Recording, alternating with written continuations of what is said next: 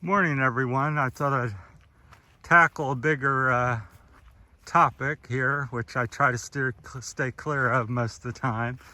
Just simple. It's a very emotional topic, but I've been in the landscaping business dealing with things for about 41 years. Plus, I've lived here 15 months now. Tomorrow will be exactly 15 months. So I thought I'd talk about the trees or the lack of trees here, and again, get your thoughts mainly is what I'm looking for, to stir up some conversation and see what people think.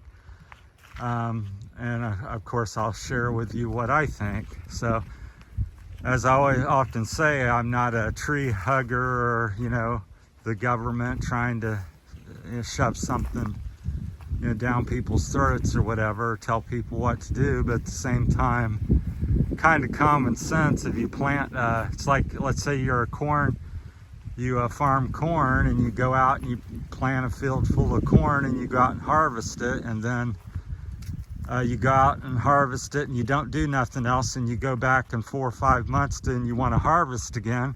Well, there's no corn. Well, that's what's happening to the trees in the Philippines. That sums it up very simply.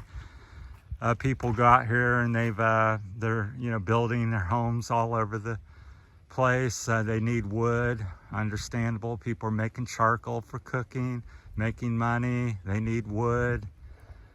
Lots of people needing wood. Build, like I said, building and cooking and that type of stuff. Clearing fields for to grow crops or raise livestock. So everybody has a demand. Now, I'm not saying don't do any of this. I'm just saying, to me, the answer is if you make furniture and you do any of the things that I talk about, you build a house or cut down a tree, also have a day, a week, or day a month where you go out and plant such trees. So go out and plant 1,000 trees or 500 trees, because that's what's not being done. And you look at the landscape here, there's no nutrients hardly in the soil. It all washes away because there's just no vegetation. So you'll see that more and more as we walk here. Even this big tree has gotten cut down this past year, is chopped up, wanting to make charcoal mostly from that.